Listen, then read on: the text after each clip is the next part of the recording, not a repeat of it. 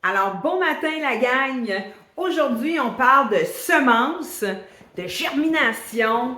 On va regarder ensemble pour vraiment pouvoir utiliser nos propres semences parce que dans la vie, qu'est-ce qui coûte cher dans nos dépenses? Ce sont les semences.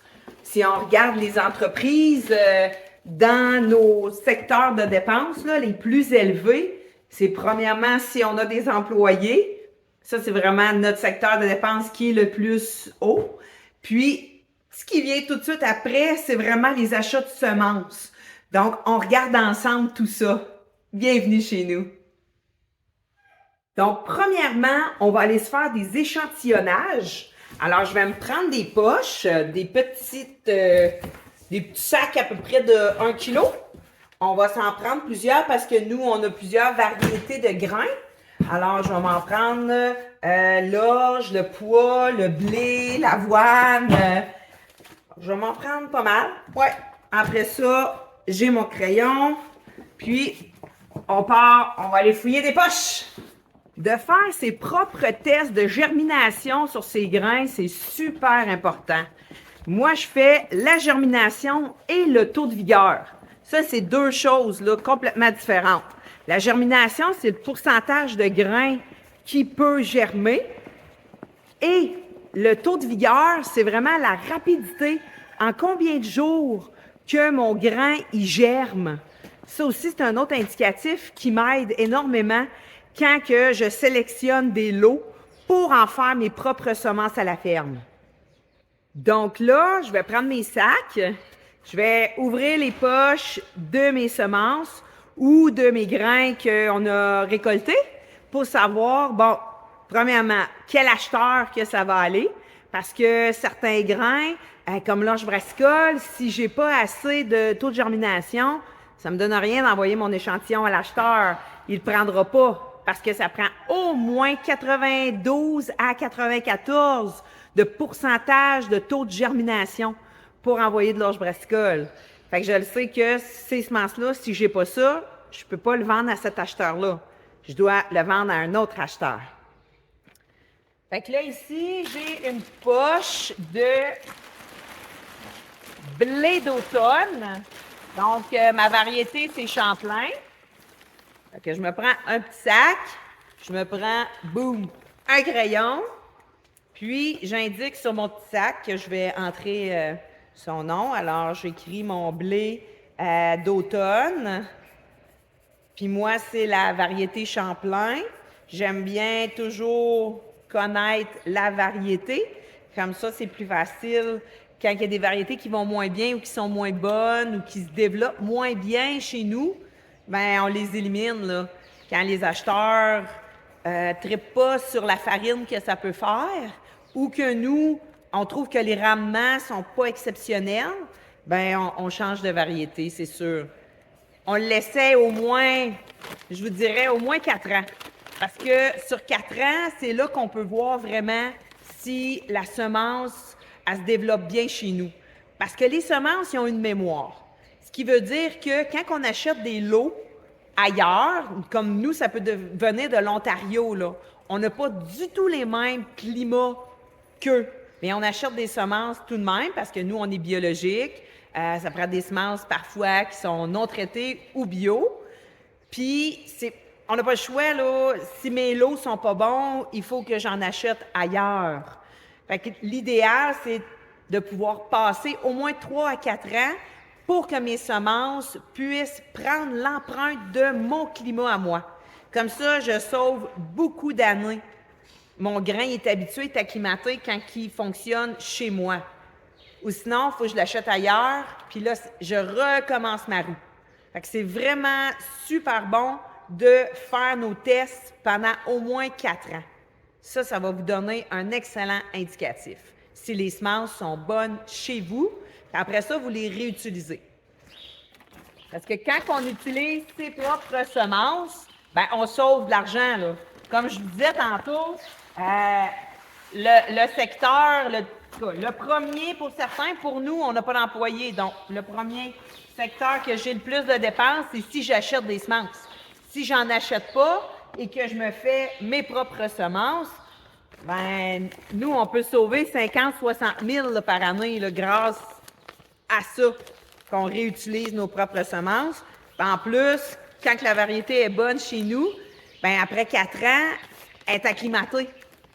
Fait que là, on peut vraiment réussir à avoir de meilleurs résultats. Fait que là, l'échantillonnage de blé Champlain est fait. Fait que là, je vais aller faire tous les autres grains. Puis, ensuite, je vais rentrer dans la maison pour faire mes taux de germination.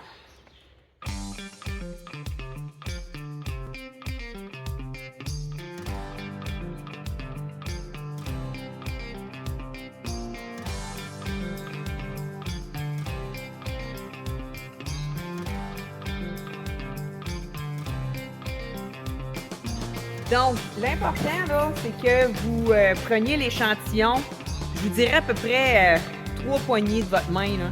Ça n'a pas besoin d'être énorme, la quantité. Là. Juste une tasse, puis vous en avez bien assez là, pour faire vos tests de germination.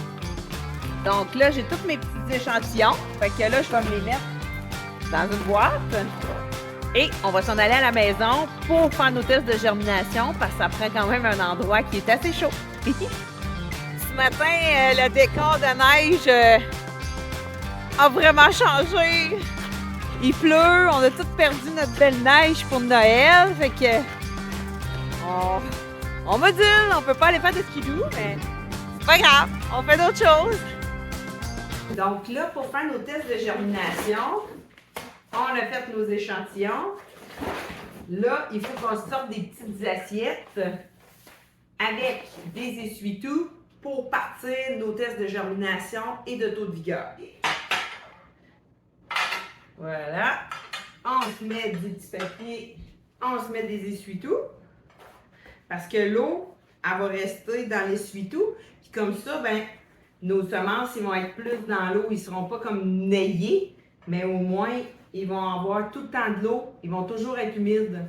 Parce que c'est important que nos semences, si on veut savoir vraiment le bon taux de vigueur, ça prend de l'eau. Pareil comme quand on fait nos semis dans le champ.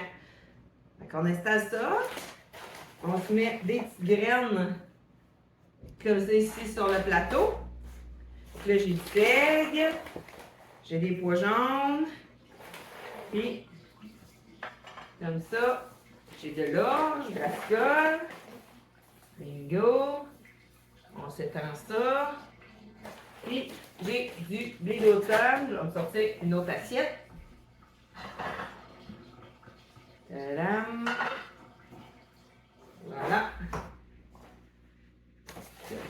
Ceci. Et après ça, ben là, je vais mettre de l'eau. C'est sûr que si vous avez de l'eau pas frette, là, de l'eau tiède, c'est mieux. Mais c'est pas grave, c'est frette, c'est juste parce que ça décolle un petit peu moins vite. Fait que j'en mets pour tout recouvrir les semences au complet. Faut vraiment qu'elles baignent là, au complet dans l'eau. Là. Quand on les part. Ce qui veut dire que vos tests de germination, il faut vraiment qu'ils soient proches de vos yeux parce qu'il y a de l'évaporation dans la maison. Là. Puis l'eau, les petites essuie-tout, ils s'assèchent vite. Puis toi, tu veux pas que ça s'assèche trop vite si tu veux avoir vraiment un bon taux de germination. Fait que garde-toi toujours un verre rempli. Puis, comme ça, sur le comptoir, moi, je suis certaine, là, faut que je fasse de la bouffe, on mange. Faut pas que tes semences, ils soient secs. Assure-toi là, que tes semences, ils soient toujours bien humides.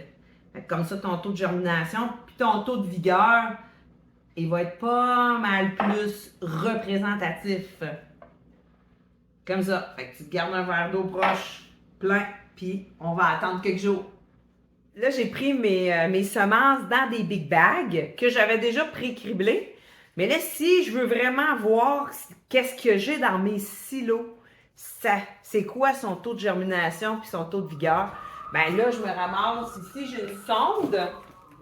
qu'on vient placer dans le garage. Fait que la sonde, elle, c'est vraiment pour aller dans les silos. Moi, je trouve qu'elle va vraiment bien, là.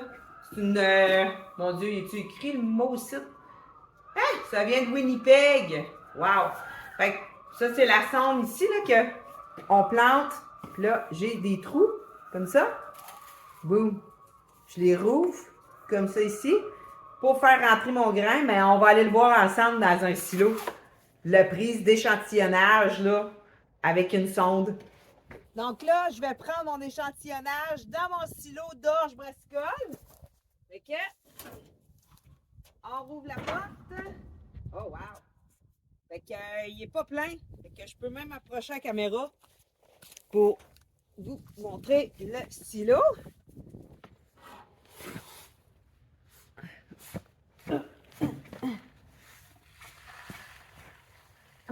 Donc là, je vais juste tourner ma sonde au bout ici, là, pour qu'il rouvre.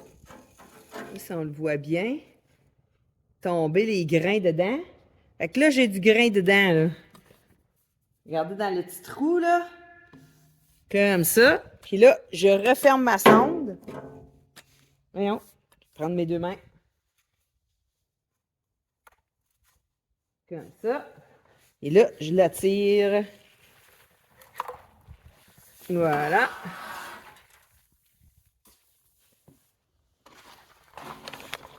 Et je la mets dans mon sac.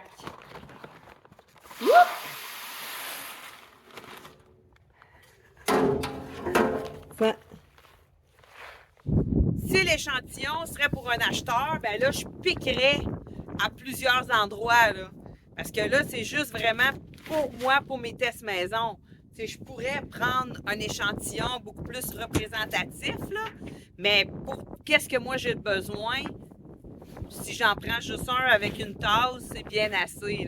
L'important, c'est d'aller piquer vraiment le plus loin possible dans le milieu pour que le stock soit un peu plus sec et non humide qui est tout le tour. Donc là, normalement, je ferais le tour de tous les silos, puis je prendrais des échantillons avec la sonde pour que je puisse faire des tests sur tous les silos. Parce que oui, c'est vrai, c'est une belle petite besogne, mais il faut se dire une chose, c'est que l'argent est dans les détails. Fait que tous les taux de germination que vous faites vous-même, puis d'envoyer vos analyses de grains chez, justement, une meunerie pour savoir le taux de protéines. Si c'est du blé, ben dans le fond, faire les tests, y est-tu panifiable, votre blé? Ben ça va vous donner la chance d'avoir plus d'acheteurs, puis de connaître vraiment, y est-tu bon mon grain à vendre ou pas? Je peux-tu l'utiliser pour mes propres semences à la ferme pour sauver ces coûts-là de dépenses? Fait que c'est très important. Donc, vous aurez les résultats, puis la compilation dans 3 jours.